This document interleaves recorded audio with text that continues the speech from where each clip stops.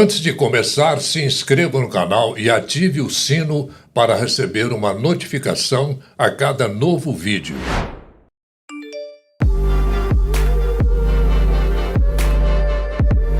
Olá, estamos chegando com mais um Conversa com Morley, o nosso bate-papo semanal, quando falamos sobre empreendedorismo. Empresas que surgiram, que deram certo, que subiram, hoje são exemplos de sucesso de empreendedorismo em nosso país. Hoje nós vamos conversar com um empresário que contrapõe a determinadas frases que muitas pessoas dizem por aí que ele está desse jeito porque deu sorte. Não é por aí não, vocês vão ver que não é assim. O sucesso não cai do céu e não tem nada de graça também nesse mundo. Não é não, Stefano? Uhum. Você concorda com isso? Em gênero, número e grau, Morley.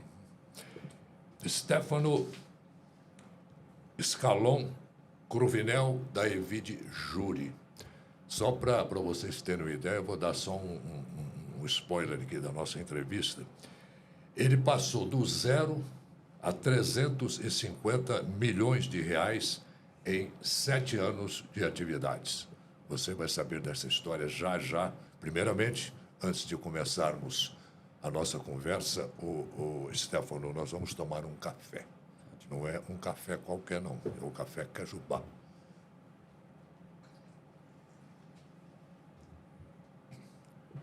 Café Cajubá é essa delícia que você que viaja muito, você não deve encontrar o café Cajubá por aí, né? Onde você anda. Quase nunca. Pois é. Então, pensando nisso que o Café Cajubá abriu o seu site, é o www.cafecajubá.com.br.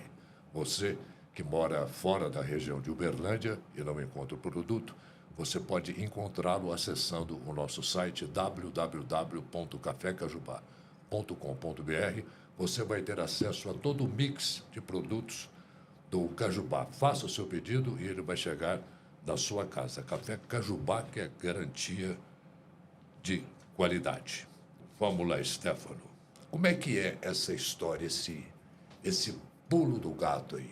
Você, em 7 anos, você deu um salto desse tamanho em termos de faturamento e de tudo. Como é que é isso? A história nunca começa no início empresarial, né? A história começa desde ali do nascimento da pessoa, a criação, o berço, né? E da cultura que é permeada em cada família, né? Uhum.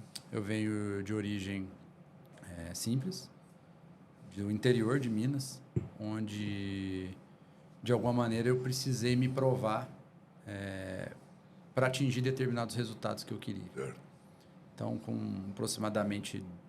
Estamos em 2023, 23 anos atrás, no anos 2000 mais ou menos. Uhum. Eu tinha uma ansiedade muito grande por gerar resultado para mim. Então, eu queria ter bens, queria ter coisas. Você tinha que idade nessa época? 36, 23, eu tinha 13 anos mais ou menos de idade, 13, 14 anos. Uhum. E eu vi uma oportunidade naquela época de ajudar alguns microempreendedores, profissionais liberais, a ter um mini projeto ali chamado Sala de Espera, que tinha uns kits de revistas das editoras, né, que eram de coleções atrasadas, né, coleções que não venderam, mas eram revistas novas. Eles montavam esses kits de revista e revendiam a um preço de uma assinatura de uma revista. Salvo engano, na época, R$35 era um kit desse, com 15 revistas.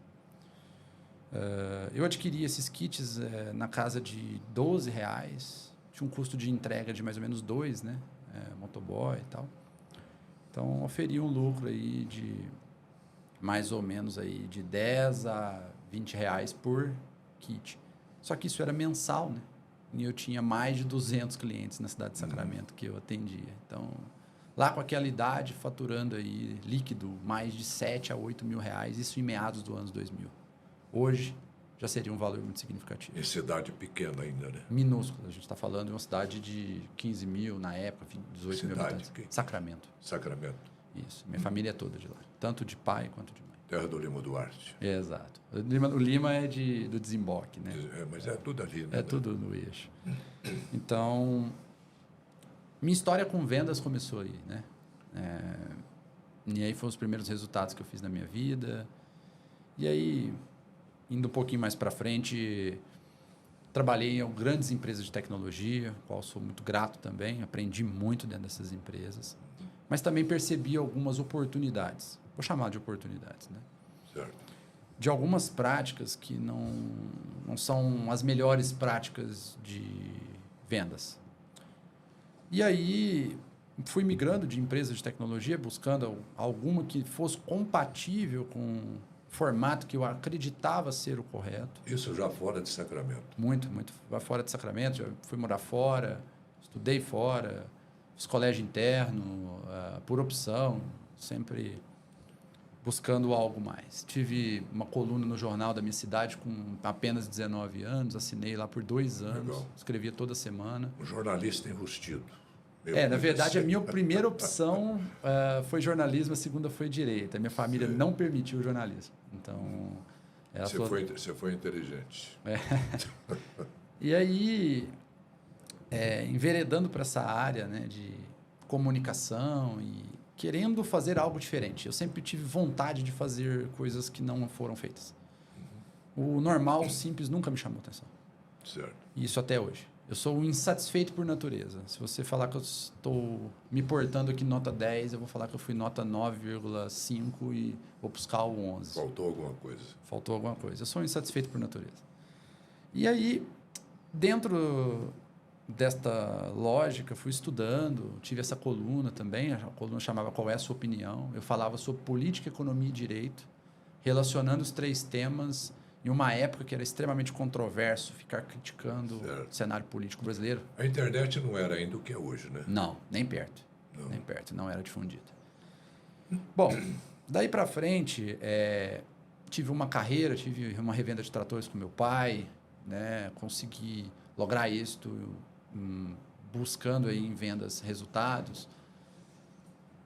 E conheci esse negócio chamado tecnologia, por um acaso na minha vida. E percebi que tecnologia era o futuro. Isso há muitos anos atrás. Estou falando aí de... Hoje, tecnologia é a base de sustentação da sociedade. Você não vive sem. Tem tecnologia que hoje... básico, né? Só que é básico e gera uma relação de dependência, né? Existem riscos inerentes a isso. Hoje. Retroagindo a 15, 10 anos atrás, tecnologia era só um setor em expansão. Mas era visto tecnologia como gasto das empresas. As empresas preferiam investir em mesas, ativos, ar-condicionado, antes de investir em sistemas, em tecnologia. Porque ainda não havia essa cultura. Eu me lembro bem dessa época. Hoje, eu recentemente estava conferindo uma palestra na Universidade Federal de Uberlândia e o que eu disse para os alunos foi o seguinte: quem aqui gosta de ficar sem água? Todos eles falaram que não gostavam. Vocês preferem ficar um dia sem água ou sem celular, internet? Todo mundo levantou a mão na palestra e disse que preferia ficar sem água. Então, o serviço tecnológico, tecnologia, é mais essencial que o serviço do DMAI. Isso é muito importante que todos tenham esse conhecimento para saber que existe uma relação de dependência. Então, dentro dessas Big Techs que eu atuei, eu percebi que essas empresas elas tinham um cunho muito mais capitalista, financeiro, atingimento de resultados, marcos financeiros, atingimento de metas audaciosas, agressivas, do que propriamente... Você trabalhava em empresas de tecnologia. Foi onde você percebeu esse problema. Eu trabalhei em 4 grandes. A maior do mundo, de RP, a maior de tecnologia do mundo, depois a maior da América Latina e depois a segunda maior do Brasil. Certo. E aí, nessa sensibilidade, tive uma carreira muito meteórica nessas empresas. Cheguei a nível C-level rapidamente, jovem. Eu identifiquei que existe uma dificuldade das pessoas de entender o risco de comprar tecnologia. Porque se existe uma relação de dependência, de desigualdade, o consumidor não entende do que precisa. O fornecedor sabe o que tem, mas na hora de ofertar, não oferta com tanta competência. Para acelerar a venda, acelerar o atingimento de resultado. Eu tentei, de alguma maneira, mudar esse ecossistema de dentro. E fui voto vencido. Migrei de uma para outra e vi que o modus operandi era um modus operandi de mercado, não era um modus operandi de uma Big Tech, ao qual eu estava lotado. Selvagem mesmo, de certa forma. Sim. E isso é proporcionado também pela baixa cultura dos clientes em fazer uma compra responsável também. Então, a gente tem uma pequena cota de responsabilidade aí. A Inconil Construtora está fazendo história no mercado imobiliário de Uberlândia. Numa visita à empresa, nós ficamos conhecendo quais serão os próximos investimentos na cidade. Coração da Zona Sul de Uberlândia. Vila Gávea está aqui atrás do shopping, né, do Uberlândia Shopping. É um complexo com 16 torres. Né? Nós estamos à frente desse projeto. Então, nós estamos trazendo o complexo World Trade Center, que são 3 torres comerciais. A primeira a gente lança agora, já em março, né, que é a primeira torre corporativa para médias e grandes empresas. Tá? Nós estamos fechando uma bandeira hoteleira de nome global também. Um dos pilares do Grupo Inconil é a inovação.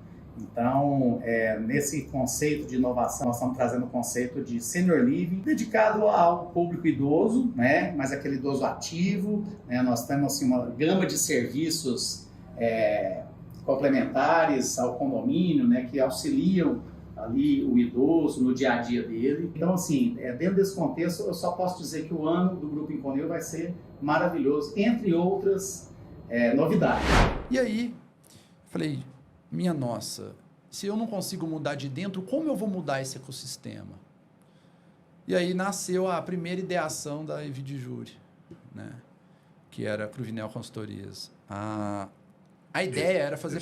Só para contextualizar quem está nos vendo, Evide Júri é evidências jurídicas. É uma simplificação da sigla, da marca. Exato. Evidências de provas, né? Porque o que ganha processo é prova. Mas um passo antes, a minha ideação era: preciso prevenir as pessoas de que comprar sistemas é necessário, altamente necessário, mas é perigoso ao mesmo tempo. Você pode levar a empresa ao rumo do sucesso se o projeto for bem sucedido, ou você pode levar a empresa à falência. Com isso, tenho dezenas de clientes que a empresa deixou de existir porque o sistema entrou em produção. A empresa parou, operação 1 mês, 2, porque o sistema não tinha condição de entrar em operação. E aí a empresa perdeu o controle operacional e deixou de existir. Isso não é divulgado, né, Stefano? Pouco divulgado. E quem divulga sofre muitas consequências, né? Tanto técnicas quanto jurídicas e até pessoais, às vezes. Bom, essa era a vontade, mas como todo negócio, e ainda não conhecia um pouco de startup, o conceito de startup nessa época, eu tinha uma ideia apaixonada de prevenir as pessoas, mas o brasileiro em si não tem cultura de prevenção. Existe um gap cultural nas coisas. Tem cultura de reação. Em primeiro ano, eu achei que eu ia abrir o escritório, ia chover clientes, porque eu sabia que tinha muito problema, que tinha muito risco, o cliente perdia muito dinheiro e que o projeto poderia, de R$500 mil, gastar R$2 milhões. Então, o que era? Todo mundo ia correr atrás de socorro. O que era uma consultoria de 40, 50, 60 mil para economizar R$1 milhão? É inexpressivo. Mas eu esbarrei, né? Fator cultural. Bom, primeiro ano de empresa foram 2 preventivos e 10 projetos de assessoria técnica para advogados e clientes que estão já no litígio judicial. E aí eu percebi que o caminho era o contencioso. E aí voltei para o mercado do direito sem ter a mínima vontade de voltar. Voltei porque eu percebi, como empreendedor... A base é jurídica, né? Que era mais quente ali, era mais eficaz ali. Numa amostragem de 12 meses, no período de ideação, prototipação da empresa, eu tive 10% dos clientes do que eu queria e 90% dos clientes do que eu nem achei que seria contratado. Porque quando já existe um processo, já existe um risco do processo, que é o ônus da sucumbência. Além dele não recuperar o prejuízo daquele projeto que, na visão do cliente, é defeituoso, não entregou o que ele precisava, ele ainda pode incorrer em novos prejuízos e perder o maior ativo de nós todos, que é o tempo. São 10 anos de processo. A justiça brasileira é morosa. E o processo, com 10 anos, ele está de 3 a 5 vezes o valor da causa. Então, era uma ação de 1 milhão, ela virou 5. E a sucumbência média num processo desse... E o tempo correndo, né? O tempo correndo. Perdeu 10 anos da vida dele, numa ansiedade de recuperar aquele prejuízo. É.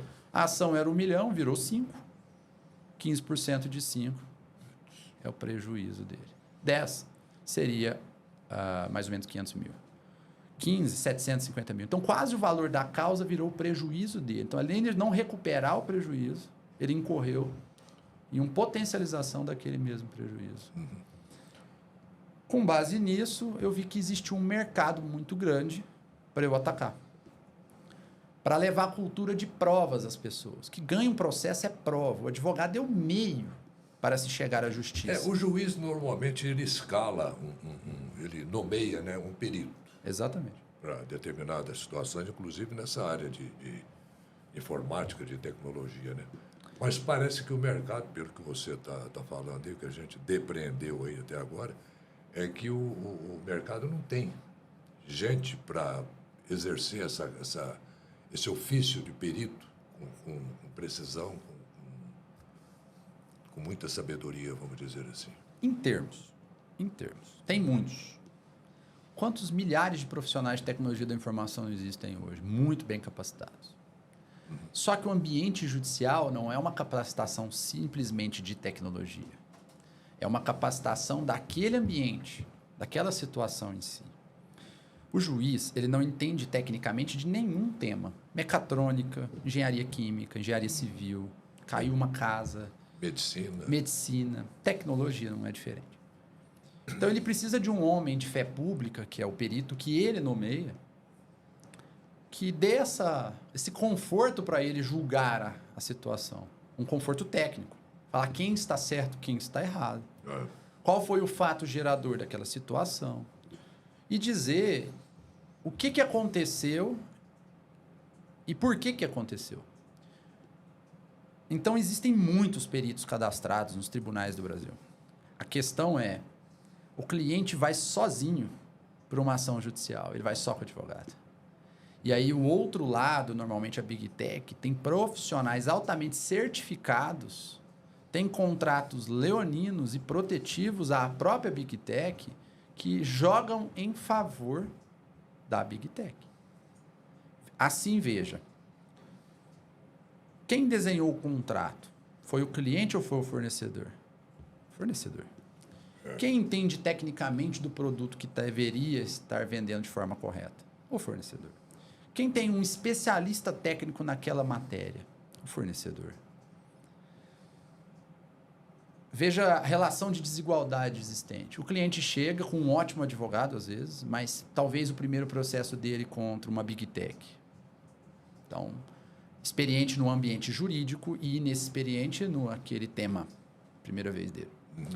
O cliente chega com um profissional de tecnologia que entende tudo do departamento de tecnologia, mas o ambiente judiciário, ele é um ambiente hostil, que tem que ter soft skill além de hard skill. Não tem que entender só de tecnologia, tem que ter habilidade de conduzir, tem que entender de direito, tem que entender de admissibilidade de prova. Não é qualquer prova de tecnologia que é admissível em ambiente judicial. Então, nessa relação de desigualdade, o que acabava acontecendo? O cliente chegava lá, comprou um projeto de R$1 milhão, gastou 2. Na visão do cliente, o projeto não estava atendendo, ele ingressou na justiça, tentou amigavelmente com o fornecedor, ele não quis devolver o dinheiro dele, ingressou na justiça. Ele tem 95% de chance de perder essa ação. Mesmo gastando o dobro. Porque o contrato é favorável a quem criou, os termos técnicos só o fornecedor compreende, a experiência jurídica de milhares de processos daquela Big Tech, a experiência jurídica dos advogados que defendem a Big Tech é mais alta, porque não é a primeira vez dele nesse tema, E eles ainda têm um especialista do lado deles para acompanhar toda a etapa pericial. É uma briga feia, né? Uma briga desigual. Como fiel da balança, o que eu fiz? Como é que eu fui do zero a esse valuation de carteira de honorários em 7 anos? Eu comprei essa briga pelos meus clientes. Para bater de frente com as maiores empresas do mundo. Para inverter a estatística de potencial de perda para potencial de ganho. E até hoje, nós tivemos um relatório desfavorável na nossa história. Revertemos quase todos os processos que atuamos à integralidade. Alguns não revertemos 100%, porque nós já fomos contratados em grau mais avançado do processo. Se tivesse, talvez, nos contratado desde o início, teríamos formatado as provas, teríamos apresentado ao perito oficial do juiz, e ele julgaria quem tem melhor evidência. O réu, ou o fornecedor de software, ou o adversário, porque a gente não atua só nesse tema, ou nós, que produzimos uma auditoria com um time multidisciplinar. Dando assessoria e conhecimento daquele tema, objeto dessa ação, tanto para o cliente quanto para o advogado do processo. Porque para ele é a primeira vez. Nós temos 2.000 auditorias no currículo e mais de 500 clientes. As faculdades de Direito, Stefano, não é que não se preocupam, não estão preparadas para esse tipo de matéria. É isso? Ou o Código Civil nosso não está preocupado com isso ainda? Está, e foi uma mudança de postura no código no advento do CPC, né, o Código de Processo Civil de 2015 para frente, onde mudou. Ele tem todas essas narrativas, ele tem todas essas legislações, todos esses artigos que amparam. A questão é cultural no nosso país. O brasileiro, ele tem que, a analogia dos Estados Unidos, entender o que é um discovery. Nos Estados Unidos, se você vai entrar com um processo, primeiro existe um juízo de admissibilidade daquela prova, para depois você ser autorizado a ingressar com a ação. Aqui no Brasil, não. O que é o papel da EV de júri? O meu é passar essa cultura de provas antes de ajuizar o processo. E se não conseguiu fazer antes, que faça ao longo do transcurso processual. Veja, existe a etapa pericial, que é lá no primeiro grau ainda, antes da sentença. Então, às vezes, o cliente, o próprio advogado, acha que precisa de assessoria técnica só nessa etapa. Não. Como é que você vai escrever um recurso de apelação de uma sentença desfavorável para o seu cliente de mecatrônica sem um profissional de mecatrônica que compreenda mecatrônica e juízo de admissibilidade de prova para impugnar um relatório e voltar o processo para o status anterior? É impossível cobrar o resultado do advogado. O cliente jogou o advogado, às vezes, por falta de cultura, numa guerra sem armas. As provas são as armas e as munições do advogado. E a EV de júri é a melhor empresa hoje do Brasil para fazer isso. Melhor é o título que eu gosto. Você trabalha com provas, né? Com evidências. Com evidências. Vou te fazer uma pergunta. Você discutiu com uma pessoa. E essa discussão foi pelo WhatsApp. E você vai processar essa pessoa com base nessa conversa de WhatsApp. Você vai pegar os prints, vai entregar para o seu advogado, ele vai ajuizar um processo indenizatório. Vai comprovar. Não pediu perícia no processo, porque você não falou, o seu advogado também não pediu a perícia oficial do juiz, você contratou, às vezes, até um escritório para formatar essa evidência ou você mesmo as fez. Você teve uma sentença favorável. Você vai falar, opa, pus a mão na taça, vou receber uma indenização daqui um pouco, né? Vai ter recurso, vai transitar em julgado e tal. Não. No grau recursal, a depender de quem está do outro lado com o nível de conhecimento sobre prova, eu vou inabilitar a sua prova. Por quê? Porque você não respeitou um negocinho chamado juízo de admissibilidade, ou seja, cadeia de custódia de prova. Um print de WhatsApp, ele pode ser uma imagem manipulada. Se você não tiver um hash, uma comprovação ou uma ata notarial que comprove que aquilo existiu mesmo, que aquela conversa Presta existiu. atenção, pessoal, isso é interessante.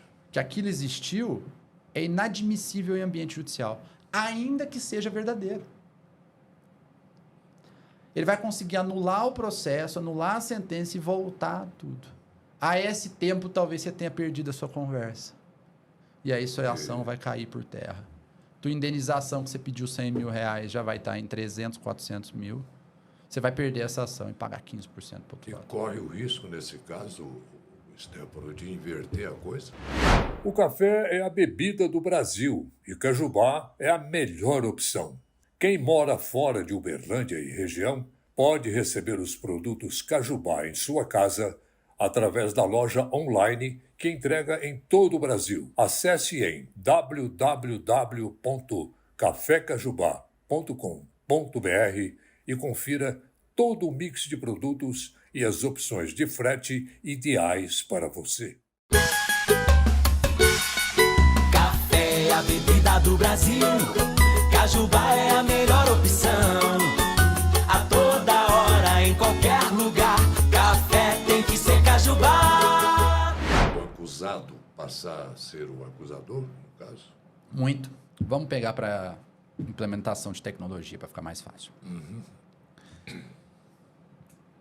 Você contratou um projeto com uma fornecedora de tecnologia. Vou colocar em números menores para ficar mais alcançável. R$100.000.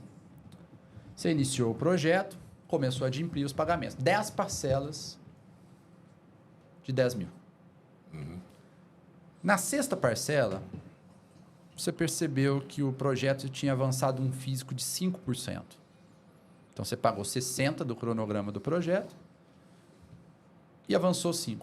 Você precisa chegar ao final para saber que esse projeto vai estourar? É uma conta matemática, né? Você vai lá e tenta conversar com o fornecedor e ele fala, não, vamos tentar terminar.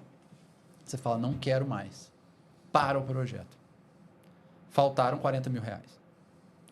Você ingressou com uma ação judicial pleiteando o ressarcimento dos 60. Aparentemente uma ação simples, né? De provar. Nada simples.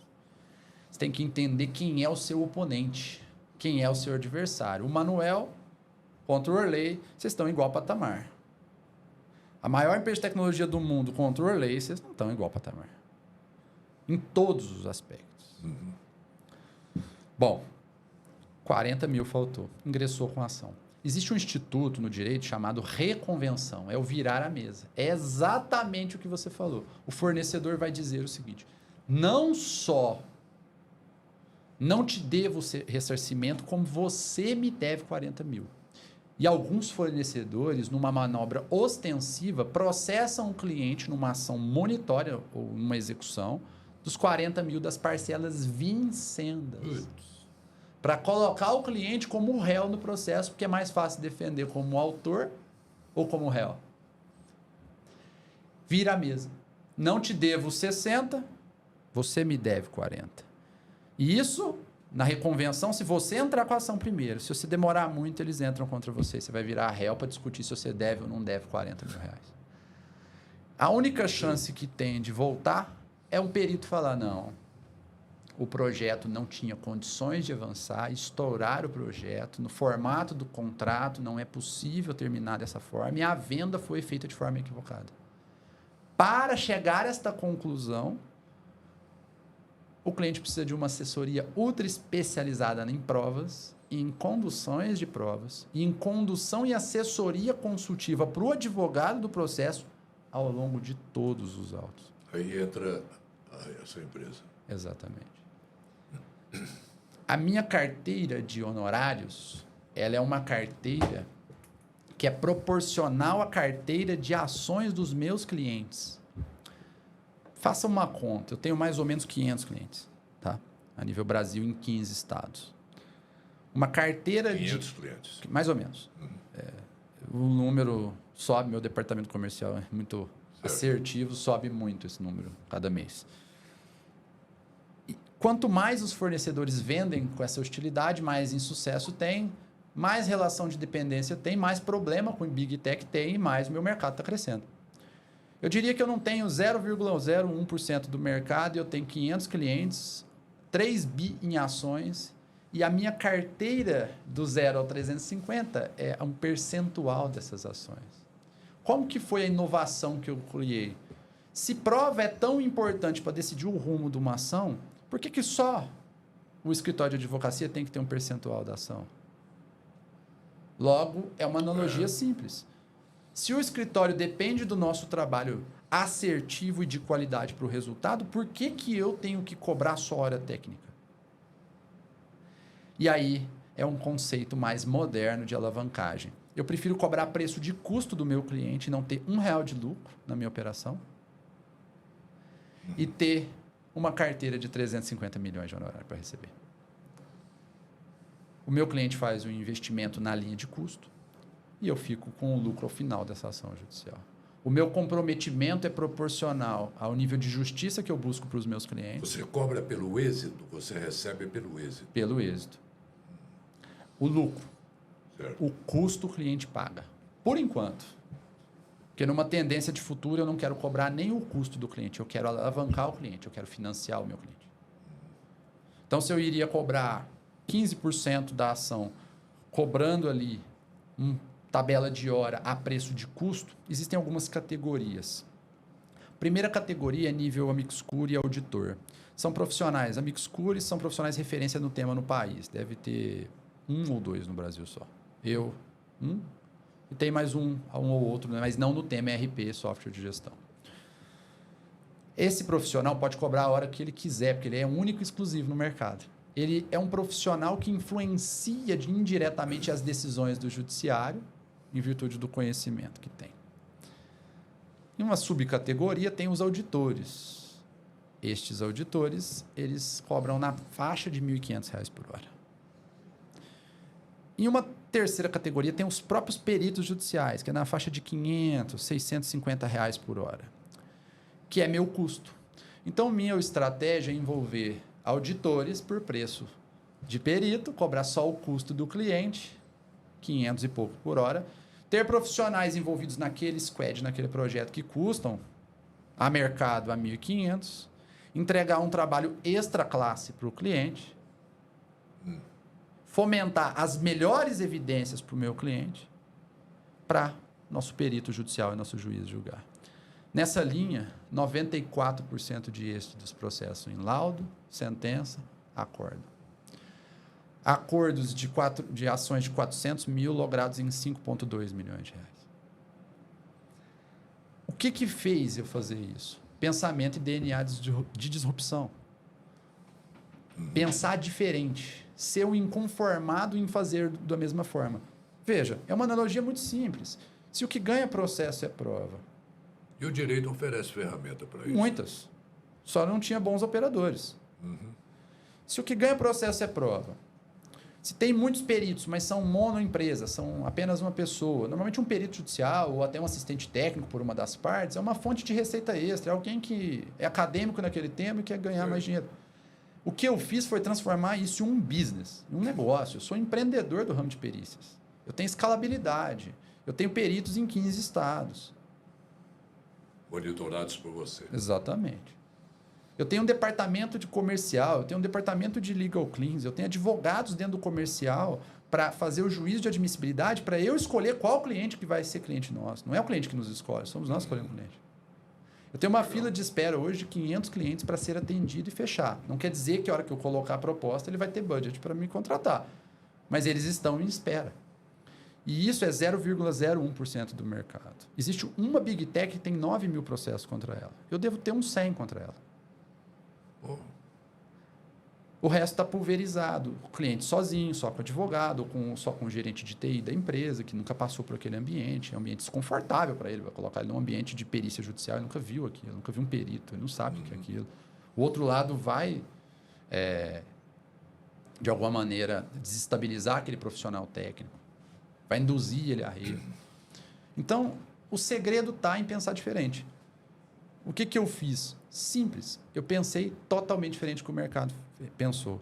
Prova é importante, precisa do advogado, o advogado precisa de assessoria, o cliente precisa de assessoria, você não ganha esses tipos de processos de média e alta complexidade. Então, meu trabalho ele é quase que sine qua non, ele é preponderante para o sucesso da ação. Não posso cobrar, ou eu vou ter que cobrar auditor. Eu costumo dizer o seguinte, qual que é o conceito de insanidade? Você querer resultado diferente fazendo a mesma coisa.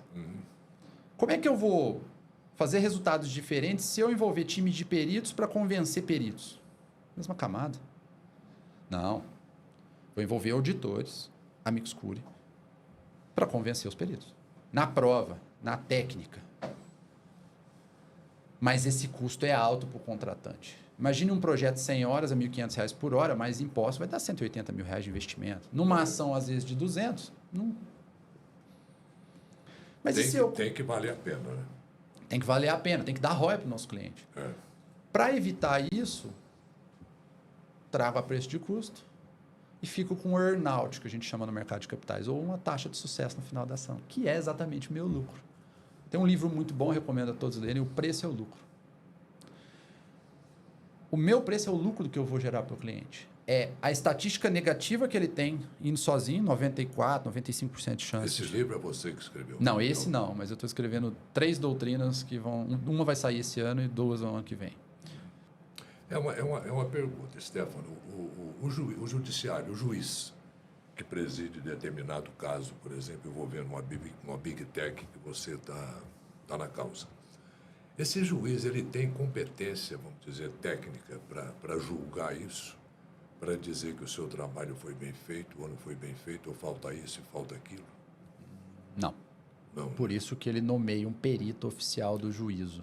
O perito que ele disserta tem fé pública. Tem fé pública e o juiz não está restrito no laudo do perito, mas ele vai ter que ter uma fundamentação muito forte para ir contra.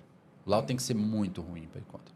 Em grande maioria, todo mundo que é do meio de direito sabe, se você tem um laudo favorável, contundente, e tem lastro, né? Porque não pode ser um laudo sem lastro em evidência ou doutrina, alguma coisa nesse sentido. Você tem uma sentença de total procedência. Se você tem um laudo inconclusivo, você talvez não tenha nem parcial procedência na ação. Se você tem um laudo desfavorável, aí você tem um problema grande. Você vai ter uma sentença de improcedência. Neste ano de 2024, a Start Química, do grupo Lindberger, completa 37 anos de mercado. É um conglomerado genuinamente brasileiro com mais de 3.500 colaboradores. São empresas nas áreas de embalagens, cosméticos e beleza, aditivos agrícolas, cuidados orais. A Start, empresa matriz do grupo, possui o maior mix de produtos químicos do Brasil, envolvendo limpadores, detergentes, desinfetantes, lava-roupa, amaciantes, etc. São mais de 35 mil pontos de vendas em mais de 2.000 municípios e exportando para os Estados Unidos, América do Sul, Europa e África. Stefano, você é especialista em contratos pela Fundação Getúlio Vargas. Como é que é isso também, hein? Eu costumo dizer que... Recentemente fui entrevistado pelo site J. Eles criaram um artigo muito bom, chamava Menos Tese, Mais Prova, para o direito tributário. Eu diria que hoje é mais conhecimento e menos currículo. Eu conheço muitos peritos que têm pós-doutorado, muita grade curricular e nenhuma expertise no tema. Nunca vi um software na vida. Então, eles não têm todo o background, aliás, ele não tem nem 1/10 do background necessário para analisar um caso. Então, veja, se eu vou analisar um caso de microfone, eu posso ser especialista em eletrônica. Mas se eu nunca produzi um microfone, se eu não trabalhei numa empresa de microfone da marca XPTO aqui, como é que eu vou julgar se esse microfone XPTO está bom ou ruim? Esse é o cenário que nós temos hoje dos peritos brasileiros. Os peritos brasileiros, eles normalmente são acadêmicos, com muita certificação e nenhum conhecimento notório no tema. O que acaba ajudando muito as big techs. Então, torna ainda mais preponderante para o sucesso quem é que está do lado de provas da assessoria, do lado do cliente, da parte oprimida da história. Cada vez mais vai ficando necessário isso. Então, uma coisa que eu falo, eu tenho dezenas de certificações internacionais, estou escrevendo 2 livros simultâneos, vou publicar até o ano que vem pelo menos 4 doutrinas, uma delas exclusiva, vai ser o primeiro manual de contrato de software do Brasil. Só que isso é para levar cultura e conhecimento. Não adianta ficar restrito em mim isso. Cada cliente que eu fecho, cada advogado que confia no nosso trabalho, é uma criação de cultura. O que eu quero que você saia daqui hoje é com o conhecimento que você chegou sem ele. Que não basta, num processo de média e alta complexidade, um advogado. Precisa de um perito. Voltando ao nosso Código Civil, Código de Processo Civil também. Hoje, pelo que você está falando aí, o que tem de processos envolvendo essa área de tecnologia e tudo mais é uma barbaridade, né? Centenas de milhares. E o nosso código não está preparado para isso. Tá. Está preparado. Tá. No código tem previsão que tem um perito judicial, tem os ritos, tem os formatos. Pode ser melhorado, tá? Tem os ritos, tem o formato, tem a figura. Mas essa necessidade de um perito para determinada causa é geral. Não fala ali, por exemplo... As partes podem solicitar ou o juiz pode solicitar de ofício. Se as partes não solicitarem, significa que é a questão cultural. Eu acho que não precisa, o advogado às vezes quer acelerar o processo, porque o risco é do cliente, tem muito isso. Imagina, você vai ingressar com uma ação, ele acha que é uma relação contratual lá com a empresa de software, que o projeto não entregou. O não entregou é subjetivo. Na visão dele, não entregou. Na visão do fornecedor, ele prestou o serviço. É a mesma coisa dessa questão cultural, né? Meio empírico isso, né? Sei lá. É subjetivo, né? Subjetivo. Para cada um. Para o cliente, não entregou o projeto da forma que ele queria. Para o fornecedor, ele vendeu o que ele tinha. Existe um abismo aqui no meio, né? Você tem que sanear com provas. Então, as partes devem especificar que querem prova técnica, prova pericial. Só que, às vezes, o próprio advogado, às vezes, o próprio cliente, não querendo investir na ação, porque ele já está em prejuízo, ele vai ter que investir em cima de um prejuízo, não é muito legal, na visão mercadológica, ele não especifica, na especificação fala que não quer prova pericial e vai direto para a audiência de instrução e julgamento, ou até mesmo a sentença. Só que aí a relação é puramente contratual e o contrato é totalmente protetivo às techs. Sei. E aí ele vai perder a ação. Então a única chance que ele tem de ganhar essas ações, ou pelo menos num cenário de probabilidade mais relevante, é ter prova técnica. Só que tem que ser muito bem conduzida, porque senão vem inconclusivo às vezes, ou até mesmo desfavorável. Porque o outro lado também tem preparação nisso. E corre o risco da Big Tech mover uma ação contra o cliente. Se tiver parcela vincenda, ele pode fazer a reconvenção dentro do próprio processo, ou ele pode ele mesmo entrar com outra ação, buscando as parcelas vincendas ou vencidas que o cliente não pagou. Porque na visão ele não pagou porque o projeto não estava funcionando.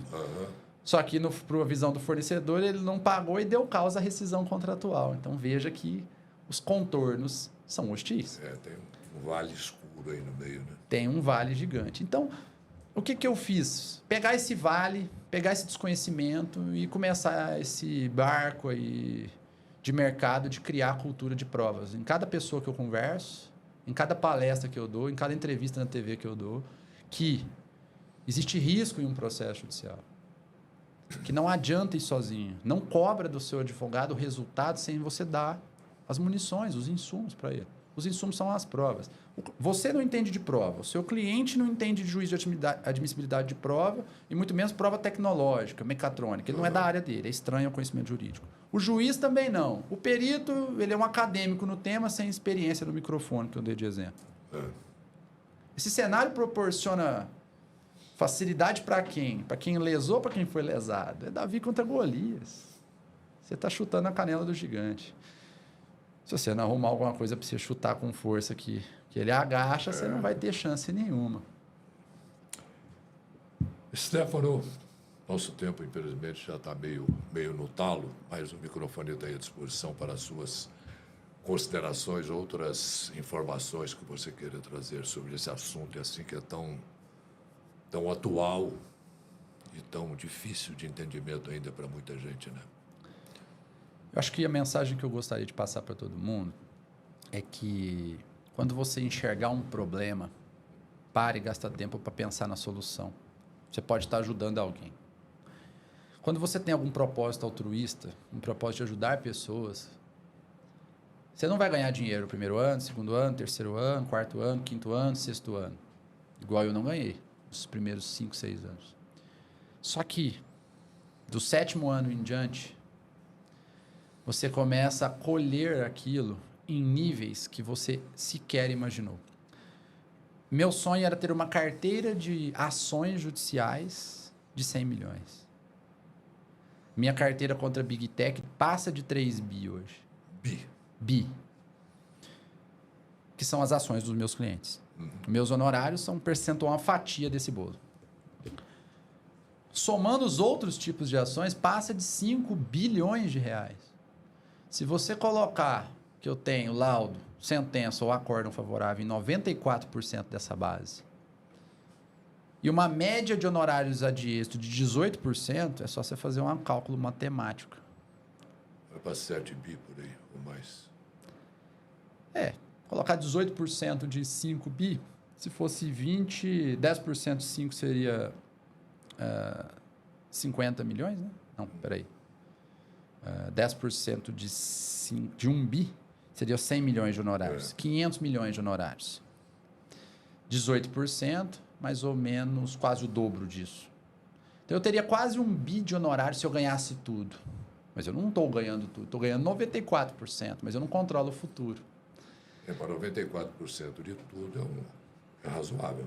Você fala, mas onde é que está os 350? 350 é só a carteira de honorários contra a Big Tech. Então eu escolhi um lado da mesa. Meu lado é o oprimido. Por 2 motivos. Primeiro, foi o propósito. Segundo, eu não tinha pensado nisso. As Big Techs têm alta liquidez para pagar essas indenizações. Isso não é dinheiro para eles. O que é